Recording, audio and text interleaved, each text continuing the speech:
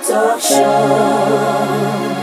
Sasa kwako ilikuwaje mpaka ukadecide ya kwamba mimi nimemaliza high school, I'm going to pack up and leave? Yeah. Well, that's a good question. Yeah, naweza nikasema ni swali nzuri sana. And a lot of people naweza nikasema watu wengi sana ambao wananijua mimi, they don't know anything. Yani hawajui hiyo mambo about like my life story. Yani I think kwao wanajua tu ni mtu ambaye alikulia hapa, akapata maisha, she lives in Los Angeles basi. Yes. You know? Lakini hawajui kama Maggie alianza wapi mpaka akafika kwenye amefikia and stuff. So hiyo ni swali nzuri sana. Naweza nikasema for me, girl, my life story is long. Yes. My life story is really, really long. Ever since I was in high school, since nipo, high school and stuff like that. Mimi, yani kupenda entertainment, kupenda like dancing and singing and things like that. Sio kitu ambacho, yani nilianza kwenye when I was like older and stuff like that. Pana ni kitu ambacho nilianza kukifanya muda mrefu sana since I was a child. Naweza nikasema hata since I was kwenye wenye wananijua kwenye mimi natoka refugee camp in Mozambique.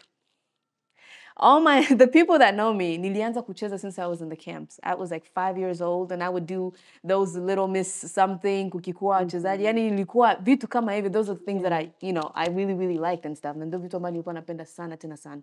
So, gisi nilifika hapa and stuff like that, it's something that I never forgot. Ilikuwa in my head, like, over there, of course, sikukuwa na ile vision ya kusema naweza nikafikiria to be like hiki ni kitu ambacho mtu anaweza kukua kwenye maisha. Yani anaweza kufanya kitu ambacho anakipenda. Na hiyo ni kitu ambacho wasichana wengi hawajui. Wa Kiafrika hasa wale ambao wametoka vijijini hatujui kabisa kwamba msichana anaweza kawa na ndoto na anaweza kapursue hiyo ndoto and you can make it come true. Make it come true. So I don't blame them because first of all ukiona kisi tumekulia, especially sisi wanawake. Wazazi wetu hawakuwa wanatupatia ile motivation ya kusema kwamba like unaweza ukakuwa something that you want to be. Yani kitu chochote ambao unahitaji kuwa. Because most of the talk it's always around being a womanhood, Mwanamke anahitajika kusafisha nyumba asubuhi, mwanamke anahitajika kujifunza kupika. Yani those are the things that they tell you growing up as a female. So those are the things you aspire to become. Those are the things that I heard. It's like you need to learn how to cook, you need to learn how to clean, you need to learn how to do dishes, vitu kama hivyo. So coming over here, especially gisi nilianza shule hapa, it opened up my mind and it opened up my brain.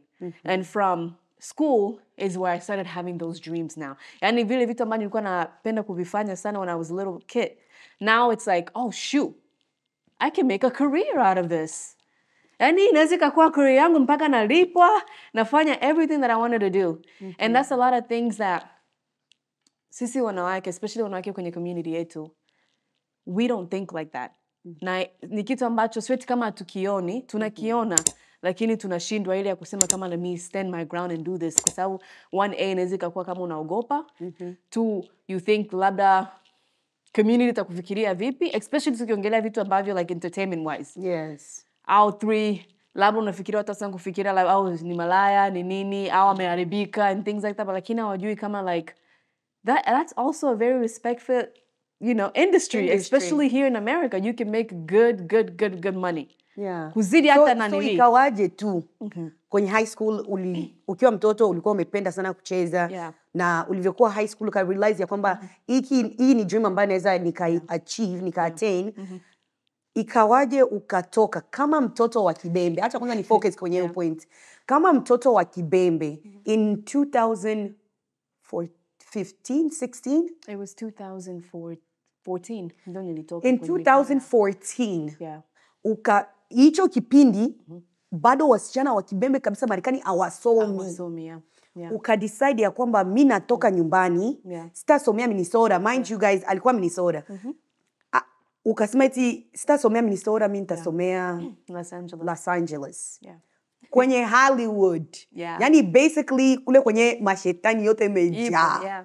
Ndio mtoto wa Kibembe. Wewe kama mtoto wa Kibembe ukasema eti nikitajitupa mle. Mimi nataka niingie huko. Utuambie ulitokaje na familia ilichukuliaje hiyo kitu? Naweza nikasema mpaka leo sometimes nakuwa nakaa chini na jifikiria, wow, I really did that. And I think kitu kimoja ambacho kilini push sana mimi kufanya hivyo, I had a fire in me. Yani kulikuwa yani kitu fulani, yani moto fulani ilikuwa. Na ni push to like, Maggie, hapa Minnesota. Cha kwanza, in Minnesota, entertainment wasn't big. And that's something that nilikuwa nimeshajua. Kama nataka mambo ya kuigiza, kama nataka mambo ya kucheza, ya production, ya movie, kitu kikubwa sana ilikuwa acting na movie. Ndio kilikuwa kwanza na nilikuwa na nili yangu. Na nilikuwa napenda sana kusomea production. Na pale Minnesota ndiyo kulikuwa, but nilijua if I go to school in Minnesota, sitatoboa. Because I go to school in Minnesota, kazi naipatia wapi? It's only news stations. Nitumike kwenye ma news station, that's it. Lakini sasa mimi nilikuwa napenda ile entertainment. Nikaenda like on Google, nika Google, 2 states came up. New York City or Los Angeles. Wow. Hizo mbili. Sasa nikakaa, nikasema, shit, I'm only 17 years old. How am I going to get out of here? You know, nipo tu 17 years old. Sasa hapa natoka vipi? And not only are you 17, you're Congolese. And then also niko Congolese. And then also bado hapo naishi na dada yangu and things. You know, a lot of people who don't know ambao wanijui. Dada yangu ni mtu ambaye amenilea. You know, amenilea kuanzia 11 years old. Mpaka gisi nikafikia 18. You know, after kupoteza wazazi. So nililelewa na dada yangu na kaka zangu ndio walikuwa around. So naweza nikasema since I was a kid, I think it's just something kwa watu ambao wananijua mimi. Maggie akisema atafanya kitu, ni lazima hicho kitu akifanye. So it's not gonna happen. So ulivyofika 17 then graduate high school. Kwenye lakini kingine nilikuwa na feature. Because growing up in like my whole high school career, nilikuwa mtu pia napenda vitu vya entertain. I used to do all those after school program. Nacheza lakini my sister sometimes Maggie na anabaki wapi? Where is she? Hajafika. You know what I mean? Like I would stay after school. I was the captain of the dance team in my high school and we won some awards. So I was a hip hop team, you know. My hip hop team was called the Beyonds. So everybody else who knows that know what I'm talking about. So nilikuwa nimesha tayari naanza kufanya vitu kama hivyo. And I produced my first short film, you know, Rosemont High School. Nilikuwa nimeshaanza kuvifanya.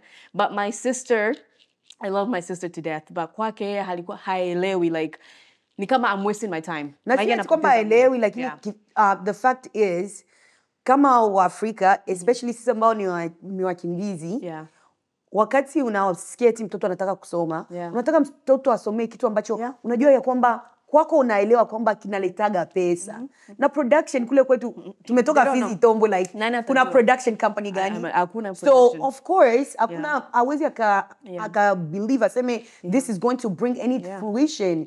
So kama mzazi, because she was raising you, she was your mom. She was like pretty much my mom, Kama mzazi anataka ufanye kitu ambacho kitakuja kuwa successful hapo mbeleni. So at the time wewe labda ulikuwa unaona eti dada ananishika, she's holding me back. Lakini honestly speaking, I like to give it to our parents because they think of what we don't think about. So even though it may seem like that. So ikakuwa hivyo ukaondoka. And you went to LA. Uli succeed, uli fail? I succeeded, honey. I succeeded big time. If y'all go in my bio on my Instagram, I succeeded big time. Big time.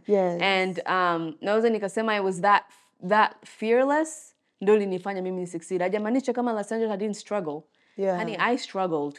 Mpaka nikafika kwenye nilifika, I struggled big time. And I think another thing that I wanted to say is that when I turned 18, nilikuwa na feature my family about what I want to learn, vitu kama hivyo. Kingine kitu mimi nilikuwa from like my whole entire family.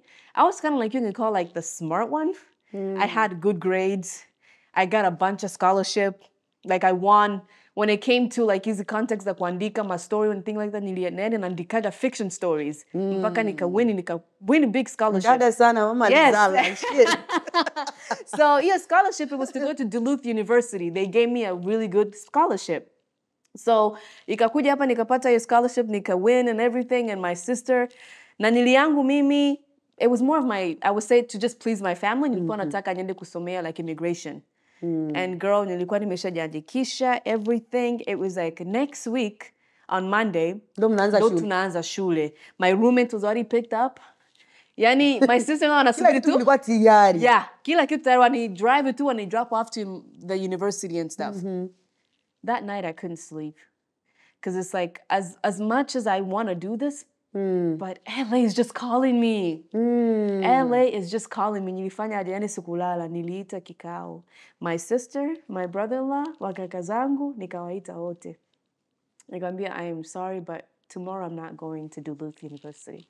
Huh? Unasemaje? Yeah, like for real. Yeah. Lani fasta kila kitu nimeshapewa hela, nilipewaga hela nyingi sana. Like I had, like it was pretty much, I only had like a little loan that I had to like literally pay, but it was just, I was just not feeling it. Wakasema, you are not going. Oh, Wendy, what do you mean? What, 17, 18, unataka kwenda like Los Angeles? Kubado katoto kadogo, kule hatuna familia, hakuna ndugu yako, hakuna bibi, hakuna, na tena it's like miles away from home. Yes. I told them I can do this. Nataka, na nikampromise my sister, kama ni kusoma, nitasoma. 100 nitasoma, nitamaliza, nitagraduate, lakini sio hapa Minnesota. It's not here. No, Wendy Popote, you're still a little kid. You're not going anywhere. You're just 18. Yeah. I am going. You're not going anywhere. You're not going anywhere. Mie na kichwa yangu hiyo night nikabuku. Hiyo siku that night, one-way ticket ya Spirit. Mbani nikosi $248. I even know my brother-in-law and I are like best friend. So niliongea naye, I'm like, I need a ride, bro. So your brother-in-law knew. Drop me off. Yeah. That's crazy. She dropped me off. But you guys, I wanted Maggie to open up about that because kuna times katika maisha, you need to make tough decisions. Yeah. And everyone may not like the decisions you have, but if you know your intentions are right and that in the end, your family is going to benefit. Because mind you, we're not coming here to teach anybody, eti toroka nyumbani kwenu, fanya hiki na hiki na hiki. No. Lakini kama una malengo kwenye maisha na unajua ya kwamba kuna kitu unaweza ukafanya kuhusu hayo malengo, do it. Do it. Do it. Because munda it's too short, honey. Yes. We're getting older and things are becoming... Time is not on our side. It's taking. Time is not on our side. I left and I created enemies back home. I didn't talk to my sister for a long time. She was upset. Yani dadangu alikuwa amekasirika. Yeah. And because she couldn't stop me, because sababu sanajua nipo 18, hapo umeshakuwa unaweza travel bila hata familia. Lakini mimi, I wasn't angry. I understood. She was scared for me. Yes. Katoto kadogo 18 unaenda wapi Los Angeles, jamani, nchi kubwa. Sio tu mtoto mdogo, wewe mtoto wa mkimbizi, tena mtoto wa kike, wa Kikongo, not just wa Kikongo but wa Kibembe. Na kweli watu waliongea sana. A lot of blame waliweka kwa dada yako. Kwa nini umemruhusu huyo mtoto kidogo? Kwa nini hivi? Nakumbuka sisi tulikuwa tunaishi Iowa, wao walikuwa wanaishi Minnesota, lakini nakumbuka kusikia hizo story nikasema Maggie, lakini I knew nilikuwa mtu ana contact na Maggie ambaye ni rafiki yangu sana, so nilikuwa najua eti okay, Maggie is safe, she's fine, lakini people were talking. Ilikuwa ndo habari ya mjini, watu walisema, watu walinongoneka kwa ajili yani dada yako. Alikuwa kama vile hawezi akaonyesha sura anyway. Because for her she felt like she failed. Raising me. Na alikuwa anajua kama mimi ndo kwenye familia yote, mimi ndo nilikuwa like naonesha kama like I'm gonna be successful within the family. Yani I was good in school, like A's and B's, that was me and stuff. Tena huyo ambaye alionesha hivi tena, ameenda kule Los Angeles. Fast forward, 4 years later, you graduated. Yes. Yeah. And your family was there. Yes. How did that make you feel? Oh my gosh, I had tears. I cried. I literally cried. Yeah. And sio tu kama nili graduate sijaingia kwenye business, hapo tayari nimeshafanya internship nyingi inside of Hollywood. Yes. Na hapo tayari nimeshachukuliwa na Disney, I'm doing their internships. Najua Disney. Kama unaaga na mtoto, amekaa kwenye TV hivi anaangalia zile na kunaaga kama vile Mickey Mouse hivi sijui nini.